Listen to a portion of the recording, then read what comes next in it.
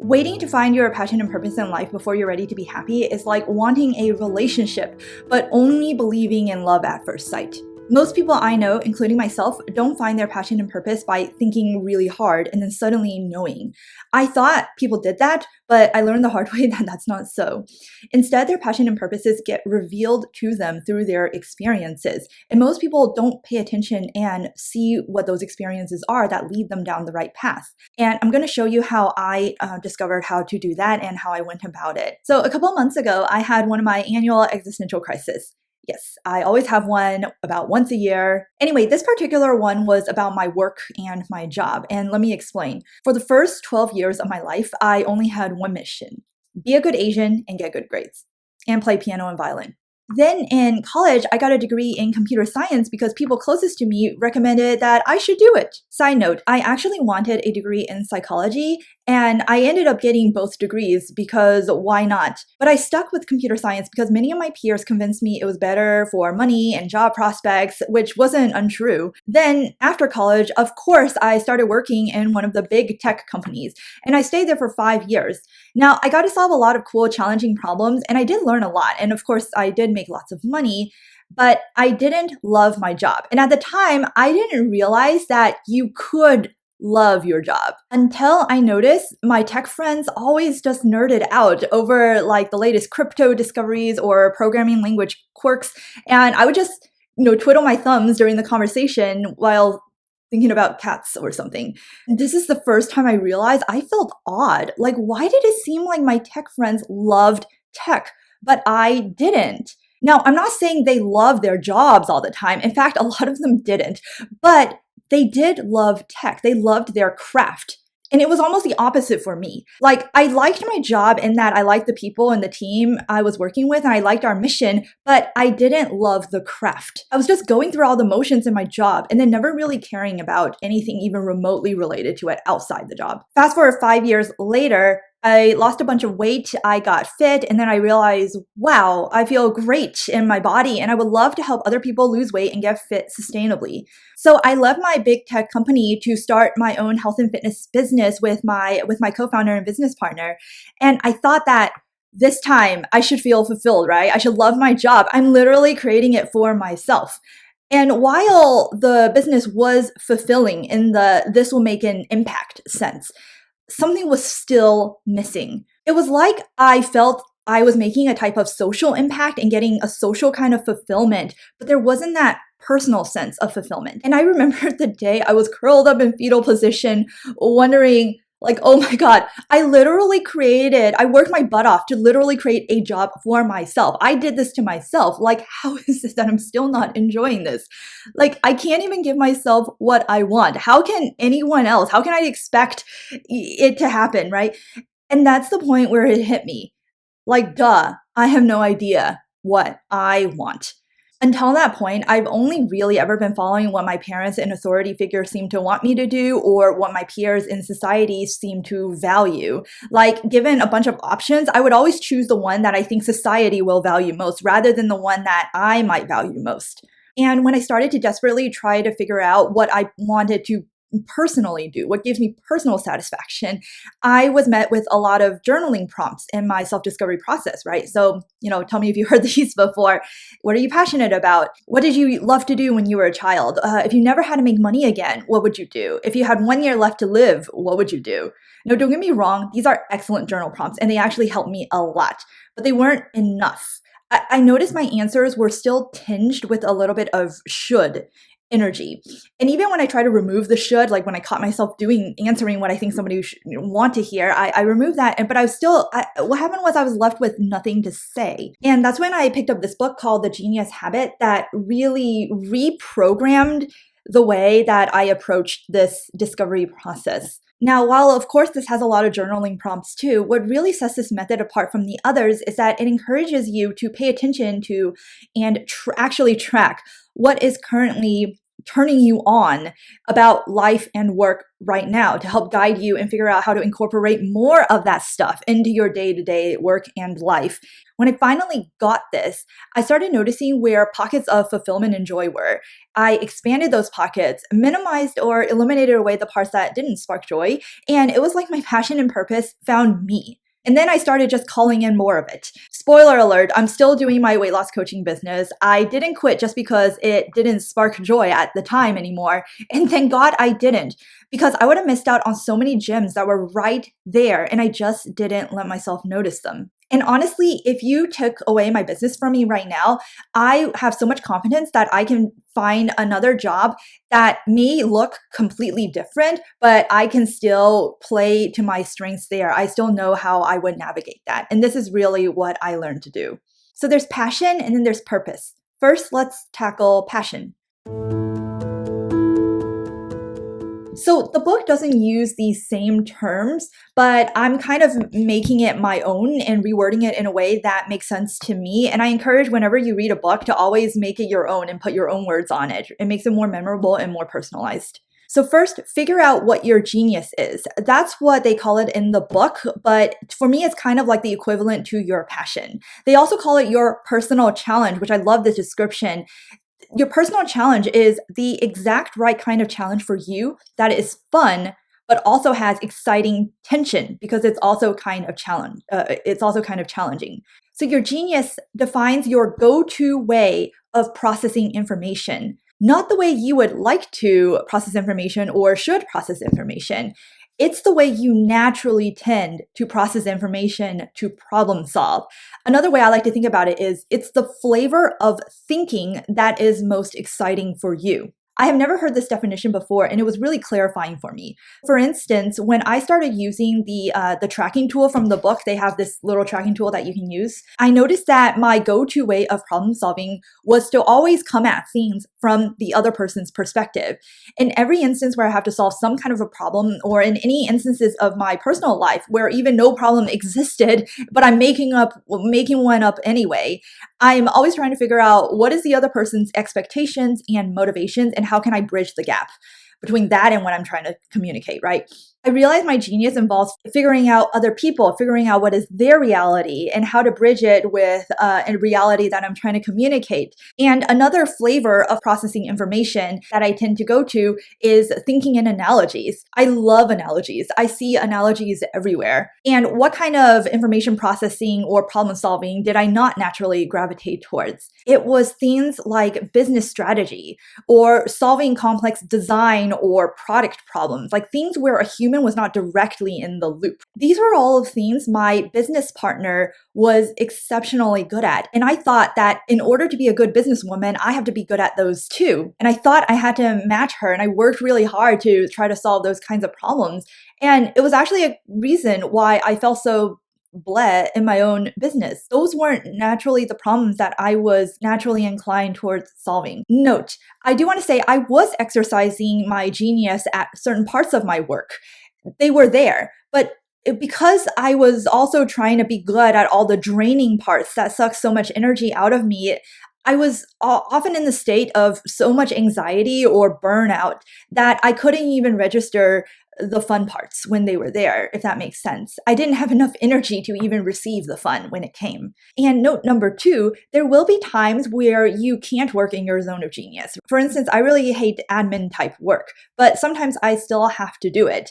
So sometimes you still have to do the boring or energy draining stuff. But the idea is really to minimize that so that you have to do it less and less over time. And actually in the next part where I'm going to talk about your purpose, you'll find that when you work towards your purpose, you actually have extra fuel in the tank. Okay, so once you pay attention to what kind of problem solving you most lean towards, you can then figure out how to use that kind of thinking more often. And I want to talk about how it feels. What does it feel like to use your genius more? It feels like it's energizing and fun on one side, but there's also tension, and it's an exciting kind of tension on the other side because it's challenging. On one side, you know you can do it. There's like clear, confident certainty that you know you can do it, and you almost can't wait to, do it. And then on the other side, you're wondering how you will exactly do it. You don't actually know how. And it gives you kind of this almost curiosity and anticipation and excitement to dive in. So that's kind of the buzz feeling that happens when you're actually in this zone of genius. And what does it not feel like? It doesn't feel like work or obligation or anxiety or like you have to achieve something, right? That's something that you'll get something only by achieving something. Now, here are some exercises that helped me identify my genius and hopefully will help you. The first one is to identify how you like to think at work currently. And actually, I apply this to my daily life too, not just work. So when you're doing something, pay attention to if you're feeling like you're in the zone, which is the feelings I talked about earlier. And then ask yourself, what is the type of thinking or problem solving that caused this feeling? So in fact, when I'm feeling like I'm in the zone, I actually make a note to myself. And then later in the day, I may go back and kind of do an analysis of what kind of problem solving was I doing when I was in this moment. And over time, I notice very clear patterns. Another way to figure this out is think about the last 3 projects that you've completed where you felt you were in the zone. Write down the steps that you took to accomplish each project, then rate each step on a scale of 1 to 10, with 10 being the most enjoyable. And of all the steps that you rated at least an 8 out of 10 on, see what patterns there are. Regardless of factors like environment, the type of thinking used to accomplish the step, that's what gives insight into where your particular zone of genius is. And the book has way more exercises to help you kind of flesh that out, but these were the ones that I found to be most helpful for me. Now, let's talk about purpose, which the author calls core emotional challenge, and I love that.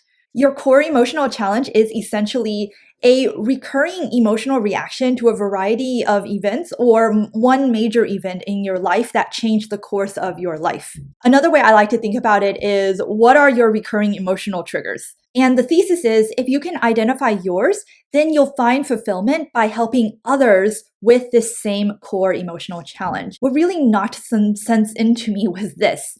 How impactful your work is doesn't matter if it doesn't feel impactful to you. And when I read this, there was a little voice in the back of my head that went, "You mean I get to be selfish?" So remember earlier when I said I was doing something that I felt was impactful to people in general, but it didn't really feel fulfilled to me. This is what spoke to that part. And speaking of feelings, I want to talk about, what does it feel like when you're actually doing something that's personally fulfilling? Or in this case, in line with your core emotional challenge.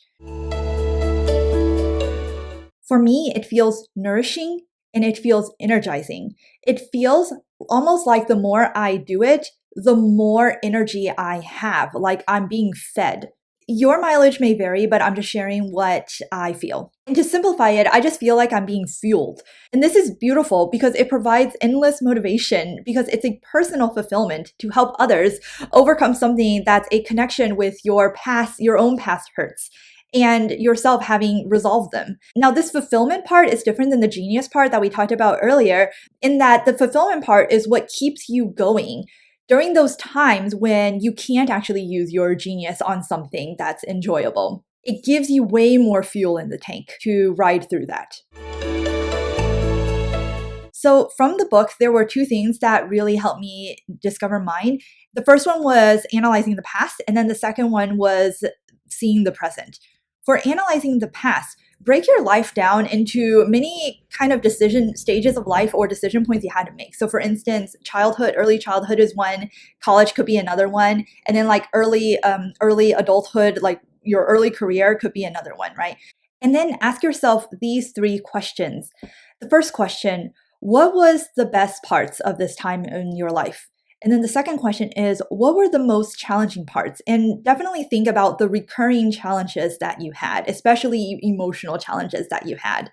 And then the third question is, during this time, did you have any significant insight or made any big decisions that ended up having a massive impact on the next stage of your life? So for instance, if you're looking at the childhood stage of your life, what were the decision-making principles involved in your choice to go to college or not go to college, or picking the college that you went to.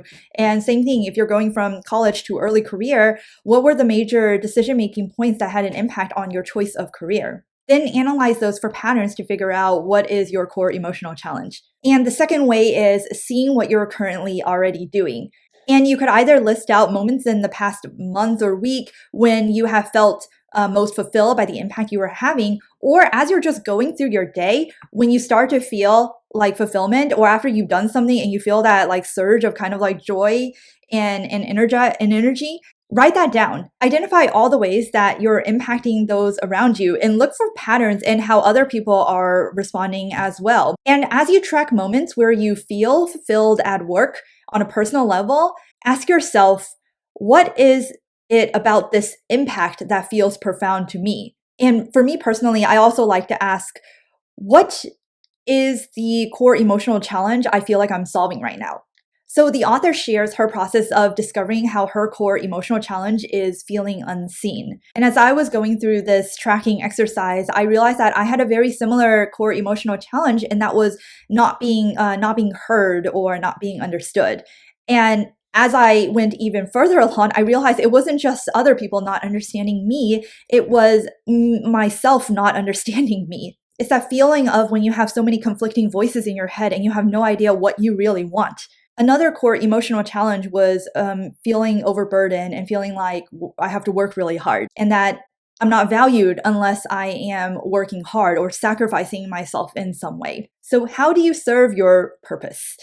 Well, first, you must resolve your own core emotional challenge by learning to give yourself what your core emotional challenge has taken away. And you have to do that before helping others, right? It's the age-old, put on your own oxygen mask first before doing it for someone else. Otherwise, while you can get fulfillment by helping others resolve the same core emotional challenge, you'll get stuck in a loop of basically low self-esteem, and it just kills career confidence. As for how to give it to yourself, there are a lot of inner work that you can do around this, but one of them is using affirmations. For instance, mine would be, I get to understand who I am, it gets to all make sense, and I get to have fun and be at peace.